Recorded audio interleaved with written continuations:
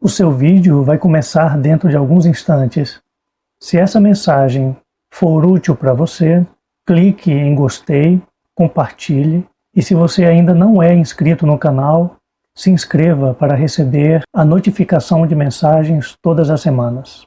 Obrigado e o seu vídeo já vai começar. Que a graça e a paz do Senhor Jesus Cristo estejam com você. Pretendo falar para você neste vídeo sobre uma sociedade refinada, partindo do texto de Marcos, capítulo 13, versículos 7 e 8, que nos diz assim o texto sagrado: E, quando ouvirdes de guerras e de rumores de guerras, não vos perturbeis, porque assim deve acontecer, mas ainda não será o fim, porque se levantará nação contra nação, e reino contra reino, e haverá terremotos em diversos lugares, e haverá fomes. Isso será o princípio de dores. Não combina seres humanos agindo como animais. Você já deve ter notado isso, sentido isso. Por exemplo, não combina seres humanos vivendo por disputas, porque são os animais que disputam territórios entre si. São os animais que usam a violência para se alimentar e, para isso, ferem e matam outras espécies. Mas os animais também, para defenderem seus territórios, são capazes de ferir, de machucar e até matar a sua própria espécie. E assim, através da disputa, o homem se iguala aos animais. Por causa de território, nós fazemos disputa com outras nações. Por causa de território ideológico e por causa do orgulho, nós fazemos disputas entre nós mesmos e nós dividimos a nossa própria nação. Nós somos capazes de fazer guerras civis. No entanto, o ser humano era para ser muito mais do que isso. Era para ser a manifestação de uma vida mais avançada, de uma vida guiada pela inteligência e não pelo instinto. A vida em sociedade deveria ser refinada. Não sei se você já sentiu dessa forma. Porque uma vida refinada é que é digna da condição humana. O ser humano, que é um ser de vida tão elevada, deveria ter uma sociedade também elevada. Uma sociedade conduzida pelo respeito, pela gentileza, pela cultura da paz, pelo sucesso verdadeiro, aquele que não descarta o compartilhamento. Não sei se você sabe, mas existe um caminho para esse refinamento da vida humana, e Jesus revelou esse caminho. E mais, Jesus disse que essa elevação, esse refinamento vai de fato acontecer. Saiba com isso que a vida em sociedade será refinada pelos caminhos do reino de Deus. Jesus expôs a baixeza da atual condição da vida humana, mas também apontou para o caminho que trará refinamento para a vida em sociedade. E nós encontramos essa exposição de Jesus no seu sermão que é conhecido como Sermão Profético. É desse sermão que lemos os 2 versículos de hoje. E você percebe no sermão profético que Jesus denuncia a humilhante disputa de território entre os seres humanos. Nesse trecho do sermão profético, Jesus está predizendo a destruição do Templo de Jerusalém, bem como da cidade de Jerusalém. O mais impressionante é que Jesus viveu entre os anos 30 a 33 da era cristã. E o Evangelho de Marcos foi escrito por volta do ano 60 a 65 da era cristã. Porém, a destruição do Templo e de Jerusalém aconteceram por volta do ano 70. É impressionante que Jesus tenha predito isso mais de 35 anos antes de acontecer. E aqui ele profetiza prenúncios de guerra. Ele fala que os seus discípulos iriam ouvir sobre guerras e rumores de guerras. Veja, aqui não são as guerras ainda, aqui são as ameaças. Aqui está aquele apontar de dedo, aqui é quando se diz, você me paga, as coisas não vão ficar assim. Mas depois, Jesus profetiza as guerras propriamente ditas. Ele diz que haverá nação contra nação. Na época em que Jesus profetizou isso, essa era uma realidade pouco provável de acontecer. Os historiadores sabem que o Império Romano foi o maior império da história e que o domínio romano impôs a paz sobre o mundo, de maneira que nenhuma nação conseguia se levantar, muito menos fazer guerra entre si. Jesus estava profetizando então não apenas o ressurgimento das nações, mas estava profetizando as guerras entre elas. Em todo caso, ao falar de guerras, Jesus estava denunciando a baixeza da vida humana. Porque o que são as guerras? As guerras são disputas de território. As guerras existem porque existem territórios a serem defendidos. E com isso, as grandes causadoras das guerras são as nações. As nações são criações nossas. Deus não intencionou o surgimento de nações. E o grande problema das nações é que elas têm territórios. E é daí que surgem as guerras, os conflitos internacionais.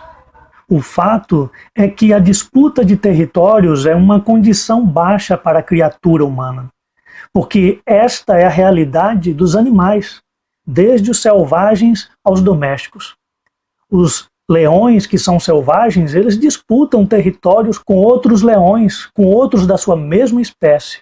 Os cães que crescem em nossas casas tomam as nossas casas como território e são capazes de matar ou morrer para defendê-lo. Mas nós fomos feitos para sermos melhores do que isso. Nós fomos feitos para sermos a imagem de Deus. Por isso, Jesus expõe o fenômeno das guerras como uma característica da baixeza da condição humana. Mas você percebe também no sermão profético que Jesus fala da chegada de uma nova realidade. Jesus falou sobre dores de parto. Essas guerras que ele estava predizendo que iriam acontecer, ele disse que não seria ainda o fim, mas seria o princípio de dores.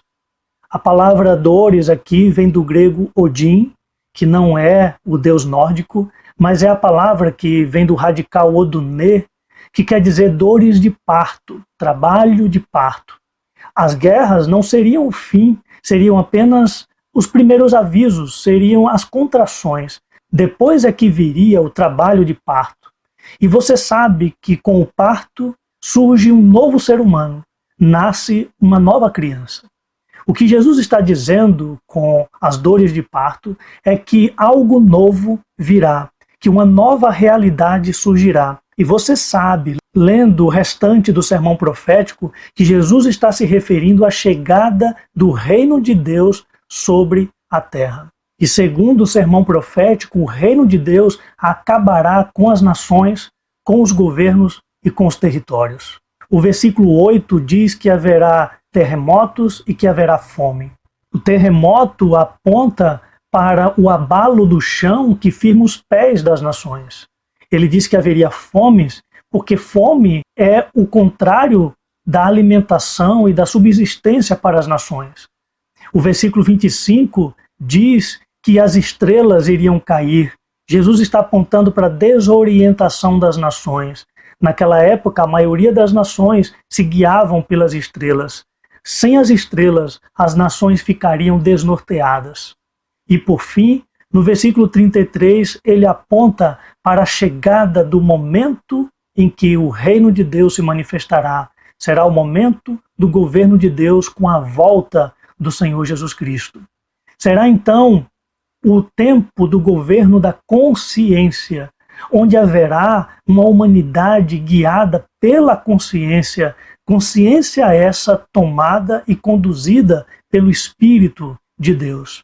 Uma humanidade que não precisará de governo, uma humanidade que não precisará formar nações e que, portanto, não precisará de territórios para disputar em guerras. Dessa forma, o reino de Deus porá fim às disputas. Entenda que é o reino de Deus que trará o refinamento da vida humana. Porque se trata do reino daquele que criou a humanidade. Deus é quem sabe como o ser humano deveria ser. E Deus e o seu reino trará à tona a humanidade original, ou seja, aquilo que o ser humano deveria ser desde o princípio. Porque o ser humano era para ser uma criatura cheia de liberdade, dignidade e realeza. É o reino de Deus que trará a elevação da humanidade. Os sistemas humanos nunca conseguiram e nunca conseguirão produzir isso. Os sistemas humanos só conseguem produzir insatisfação, protestos, tumultos e opressões.